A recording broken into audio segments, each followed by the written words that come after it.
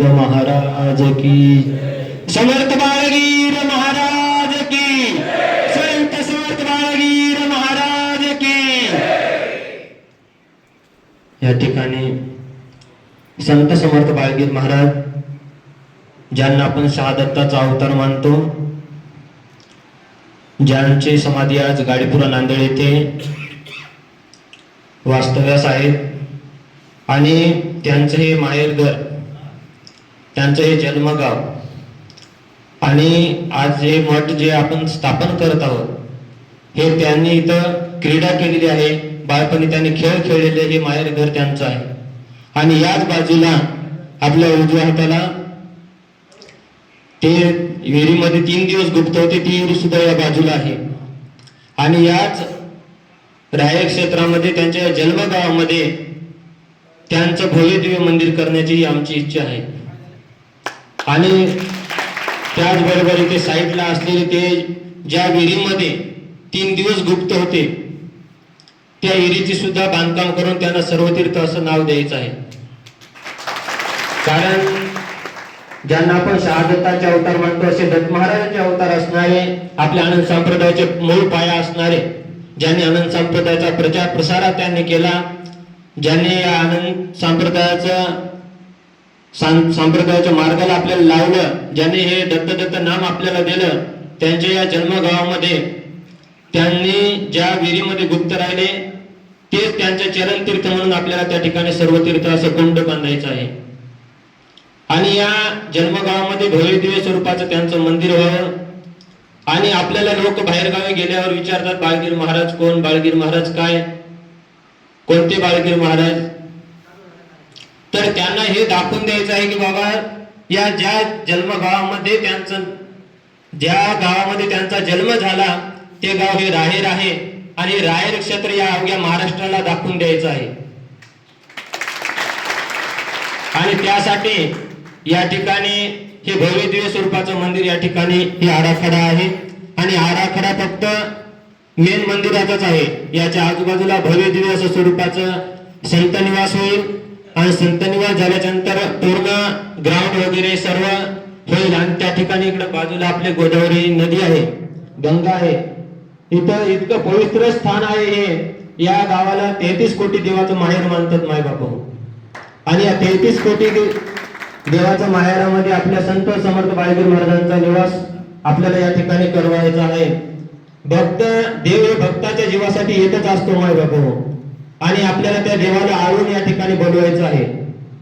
म्हणून या ठिकाणी असं इच्छा एक झाली, या ठिकाणी भव्य दिव्य स्वरूपाचं मंदिर बांधावं।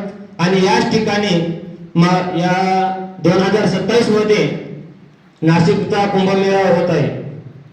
ऑगस्ट महिन्यामध्ये 2027 मध्ये त्या ठिकाणी नाशिकचा कुंभमेळा होत आहे। आणि नाशिकचा कुंभमेळा झाला की लगेच मार्च महिन्याच्या शेवटच्या आठवड्यामध्ये आपल्याला या ठिकाणी नाशिकमध्ये येणारे संत मंडळी, सर्व संत मंडळी या ठिकाणी राहेर क्षेत्रामध्ये बोलवायचे आहे। आणि त्याच हेतूने आपण या मंदिराचं बांधकाम 1 वर्षामध्ये पूर्ण करणार आहोत। 1 ते 1.5 वर्षापर्यंत हा मंदिराचं बांधकाम, संत निवास आणि या महान असा या कार्यक्रमाचं नियोजन आपल्याला या ठिकाणी लावायचं आहे। कारण या सत्यामध्ये आपल्याला फक्त आपल्या नांदेड जिल्ह्यापुरताच हा कार्यक्रम ठेवायचा नाही, बाहेर राज्यातून साधू संत बोलवायचे आहेत, मोठमोठाले बागेश्वर धाम सारखे या ठिकाणी संत उपस्थित करायचे आहेत, त्यांना बोलवायचं आहे। आणि आपले हे जन्मभूमी राहेर बाळगीर महाराज का आहेत हे सर्व महाराष्ट्राला दाखवून द्यायचं आहे। आणि सर्व साधू संत जसे कुंभमेळा जमतात त्यांना सर्वांना निमंत्रण देऊन या ठिकाणी आपल्याला बोलवायचं आहे। यासाठी या ठिकाणी सर्व भक्त मंडळी यावं, सर्व धर्मीय कार्यक्रम आपल्याला राबवायचा आहे। फक्त आपल्या आनंद संप्रदायापुरताच मर्यादित आपल्याला कार्यक्रम ठेवायचा नाही, तर सर्व धर्म समभाव, हिंदू धर्म जनजागृती या ठिकाणी आपल्याला कार्यक्रम ठेवायचा आहे। सर्व धर्माचे लोक या ठिकाणी येतील आणि सर्व धर्माच्या लोकांची आपल्याला या ठिकाणी, सर्व धर्माच्या साधू संतांची आपल्याला सेवा घडते, सर्व साधू संतांचे दर्शन या ठिकाणी आपल्या इथं जमलेल्या भक्तांमुळं आपण जे कार्य करतो, जे संतांची सेवा करतो, आपल्या या सेवा मार्फत त्या ठिकाणी आपल्याला या साधू संतांचे दर्शन फक्त आपल्यामुळे या सर्व महाराष्ट्राला या ठिकाणी दर्शन होणार आहे, या ठिकाणी येणाऱ्या भक्तांना. म्हणून 2028 मध्ये या ठिकाणी भव्य असं स्वरूपाचं महाकुंभ मेळावा सप्ताहाचं नियोजन करायचं आहे. आणि या ठिकाणी शिव महापुराण कथा असं सर्व भक्तांचं म्हणणं चाललं की शिव महापुराण कथा या ठिकाणी लावावी. तर या ठिकाणी सप्ताहाची सुरुवात अशी करायची आहे की अखंड महाराष्ट्रातीलच नाही तर आंध्र प्रदेश, कर्नाटक अशा बाहेर राज्यातून सुद्धा या ठिकाणी भक्त मंडळी येणार आहे. म्हणून असा भव्य दिव्य स्वरूपाचा कार्यक्रम या ठिकाणी आयोजित करायची अशी माझी इच्छा आहे. तर हा कार्यक्रम, आजचा जो कार्यक्रम मीटिंगचा आहे, तो आपल्या सर्व सद्भक्तांचे विचार या ठिकाणी मांडावे आणि सर्वांचे या कार्यक्रमाला सहकार्य आहे की नाही हे सांगण्याकरता हा कार्यक्रम या ठिकाणी बोलवलेला आहे. आणि एवढा मोठा कार्यक्रम करायचा म्हणलं तर सर्व भक्त मंडळीला माझ्यासोबत रात्रंदिवस या ठिकाणी राहून हा कार्यक्रम करून घ्यावा लागणार आहे, तरच हा कार्यक्रम शक्य आहे, नाहीतर हा कार्यक्रम शक्य नाही. कारण हा खूप मोठा सोहळा या ठिकाणी होणार आहे. सर्व तीर्थ इथे आहेत.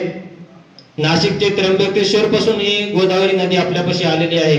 या गोदावरीचं तीर्थ, या ठिकाणी संतांचं दर्शन, या ठिकाणी बाळगीर महाराजांची जन्मभूमी आणि त्यांच्या या धुळीत आपली ही धूळ त्याच्या या जन्मभूमीची त्यांनी इथं खेळलेली ही धूळ जरी आपल्या कपाळाला लागली तरी आपल्या या जीवनाचं सार्थक होते मायबाप हो. आणि या जीवनाचं आपल्या सार्थक करण्यासाठीच या संतांचं दर्शन आणि संतांचा समागम आपल्याला लाभावा, संतांची संगत आपल्याला घडावी, यासाठीच हा कार्यक्रमाचं नियोजन आहे, बाकी काही नाही. फक्त एवढंच करा, तुम्ही सर्वांनी सहकार्य केलं तर हा कार्यक्रम आपल्याला सहजपणे होऊन जातो. या कार्यक्रमाचं नियोजन सुद्धा खूप डोक्यात आहे, पण आपल्याला यासाठी निधी भरपूर लागणार आहे. त्यासाठी निधीचं नियोजन करण्यासाठी आपल्या या नांदेड जिल्ह्यामध्ये आपली भरपूर भक्त मंडळी आहे आणि भरपूर भक्त मंडळीमध्ये प्रत्येक गावातून जर आपण या ठिकाणी आम्ही या कार्यक्रमाचा आराखडा काढला तर या ठिकाणी 20 ते 22 कोटी रुपयांचे या ठिकाणी निधी लागत आहे. त्याच्यामध्ये हा भव्य स्वरूपाचा या ठिकाणी सप्ताह होणार आहे. या सप्त्यामध्ये 1.5 लाख पब्लिक दररोज जमणार आहे. दररोज 1.5 लाख पब्लिक या ठिकाणी येणार आहे. या ठिकाणी आम्ही नायगाव येथील बरेचसे मंडळींना बोललो. बरेच आता राजेश साहेब पवार साहेबांचे या ठिकाणी कार्यकर्ते सुद्धा आम्हाला बोललेत, आम्ही सुद्धा मदत करू त्या ठिकाणी म्हणलेत. आणि संघटनेचे कार्यकर्ते खूप आम्हाला बोललेत. त्या ठिकाणी सर्वजण कार्य आपल्याला सहकार्य करायला तयार आहेत. पण आपल्या भक्त मंडळींचं मत काय म्हणते यावर आपला हा पुढील कार्यक्रम होणार आहे. म्हणून सर्वांनी या ठिकाणी आपलं काय सर्वांचं मत आहे ते मांडावं आणि पुढील कार्यक्रमाचं नियोजन नंतरच सर्वांचं विचार होऊन नंतरच कार्यक्रमाला पुढच्या सुरुवात होईल. त्यामुळे सर्वांचे मत या ठिकाणी मांडावं. संत समर्थ बाळगीर महाराज की जय.